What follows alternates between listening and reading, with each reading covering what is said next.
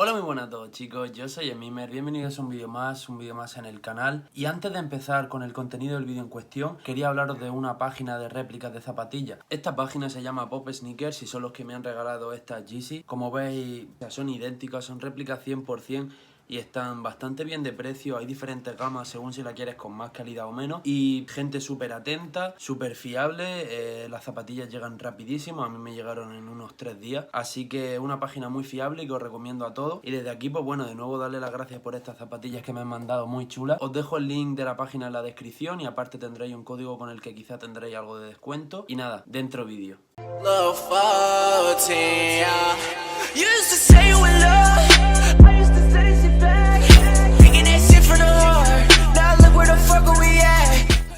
Y'all ready to be history? All right, hey, there we go. We're out of here. All right, there you go, that's it. Sway, Yeah. so before we get started, will you please sign this for me? Oh, shit, damn, wow. Wow. Look at how, yo, you look at like that. a kid. You're a kid there. Damn, man, I was a baby, bro. Crazy. That's our teenage years. Y'all didn't know I had bars once upon a time, huh? Yeah, you want me to say Marshall? You want me to say? Yes, please. Okay. That's M-A-R. That's H-A-L-L. Yeah, there you go. Look Hell at that, yeah, man. man. I signed a vinyl for him, man. Look at that, man. Look at. Incredible. Look Yo, at that shit. yeah, man, your signature's so much better than mine. Thanks, man. Yeah, no problem, man. Man, you threw me off with that. Fucked up your whole shit. Not really. Just impressed that you dug that deep in the crates, man. I didn't know you. I'm always digging in the crates. That's good to know, man. That's good to know. If you want to use any lyrics from any of those songs on that vinyl, bro. Well, I was gonna ask you when the cameras are off. There's a couple bars that I wish I could have. Yeah, that's cool, man. Go ahead, man. What's mine is yours, man. If it make your shit tighter, you know. Let's speak on bars, though. Here we are. KAMIKAZE came out. You know, you shocked the world the way you did it. What made you do it? I mean, a Revival came out December 2017. That wasn't that long ago. It was less than a year. What made you just drop it on the world the way you did? Because I feel like the way the climate is right now, if you give people enough time to, I got an album coming out in 2 months. You give people time to say, man, he better have a song like this or I ain't fucking with it. If he don't have a song like this, I ain't fucking with it. Yeah. He better not be rapping like this. He better not be rapping about this or I'm not gonna fuck with it. And when you go into an album, you can go into anything with the mindset of this is gonna suck. And then even if you kind of don't feel that way, you're already kind of formed your opinion in front of all your friends and you know what I'm saying? Like, so I feel like giving them no warning was the best thing to do just because it doesn't give people enough time to, you know, when the Revival track list came down the pipe. Yeah, I remember that. It was like, overwhelmingly, this shit is gonna be trash. Yeah. And that was before nobody people, really wanted to be wrong about it. Yeah. They had already formed, I'm not saying everybody, but a lot of people had already, you know, formed their opinions. So. Yeah, that was interesting. Like Revival really ran through the ringer, so to speak, before it even got off the ground. But, you know, this is that day and age. You know, it's different now, right? Yeah. You know, how have you adjusted to that? Like before, which is what I find interesting about you, before you spent your whole career being critiqued and criticized by organizations like LGBTQ community or college campuses or police departments, you know, but hip hop always stood by you. So that was, you know, that's where you found your refuge. But now it came from inside of hip hop. You know, how did that affect you? Me sitting back and seeing things that I saw, it was kind of like, I felt a bunch of different ways. I felt like, okay, maybe because it doesn't sound like everything else and what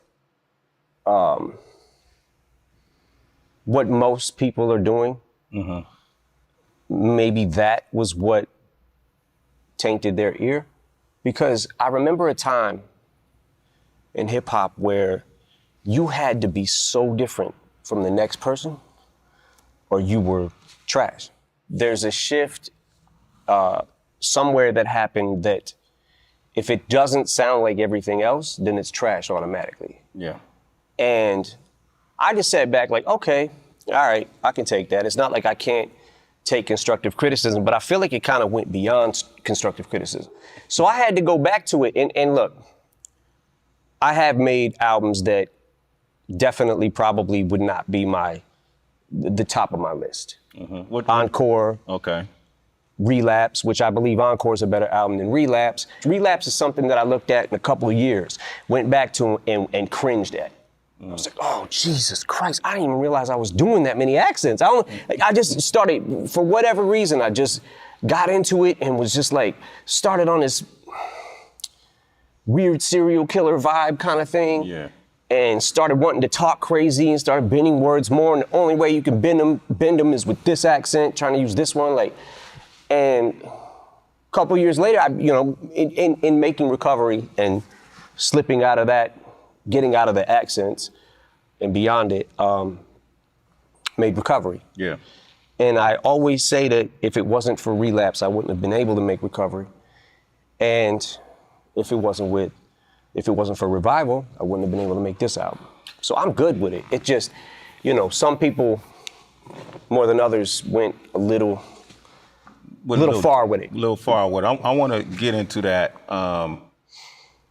too. And I almost, when I listen to Kamikaze and I hear some people say, man, that's the vintage M we wanted. We wanted Shady back, right? And when I listen to it, man, I have to admit, man, I hear something in you on this album that kind of made me rejoice in a way I've done in the past. I like the fact that you're not running from the criticism. I like the fact that in this digital age, you're not, cowering and then reforming to what people think you should sound like or how people think you should act, and you're calling it out.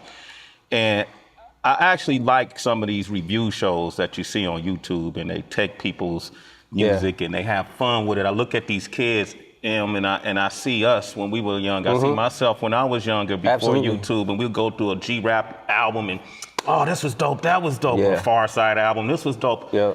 They just kind of doing that, right?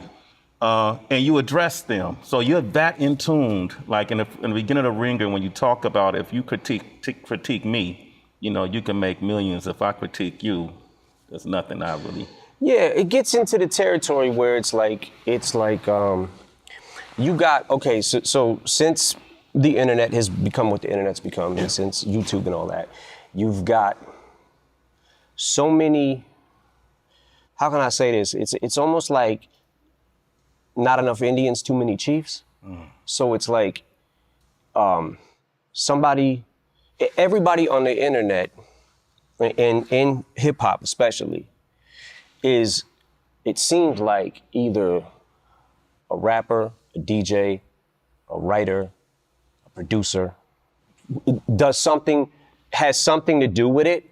And I love the fact that so many people now have been able to get on easier than it was for me or you back in the day, because we didn't have this platform. So I appreciate the platform. It's just that now you've got people that not only are doing the same thing and they can do it better, but you've got people who don't do anything and are just critiquing it.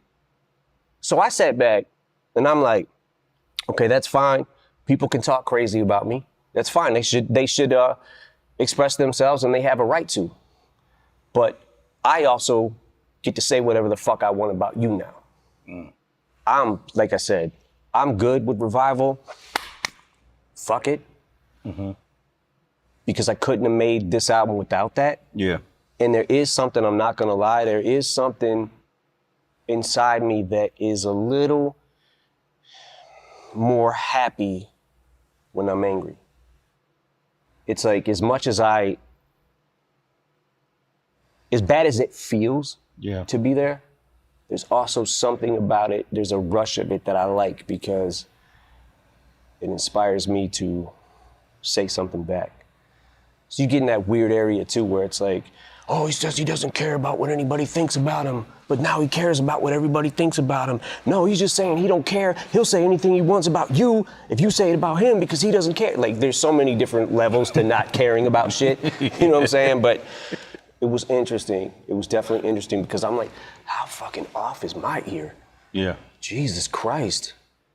Like, and then it was interesting to watch the reaction of the Chloroseptic remix verse that I did. Yeah, with 2 Chainz, and you put that out in January, and you touched on, you guys formed your opinion just from a track. And that's where I was at. Yeah. At that point in time, that's definitely where I was at. But I watched people going, oh, why wasn't this on Revival? Honestly, what if I said it was on Revival? You won't know because you didn't listen probably. Yeah. But I kind of felt like, okay, I guess this is what people might want. Because I'm always stuck in that, what the fuck do people want? Like you were saying, that the OM is back and he's too old to be the OM. Mm-hmm. He can't do, like, no matter what, when I zigged, I should have zagged. No matter what. You got half and half every fucking single time. You kind of say that. You allude to it in one of the songs where you said that you set the bar so high that, at this point, everything's considered a failure. Like you're almost competing with yourself. Yeah. And you touch on it a lot in every song. Well, not every song, but majority of songs you touch on it, I appreciate.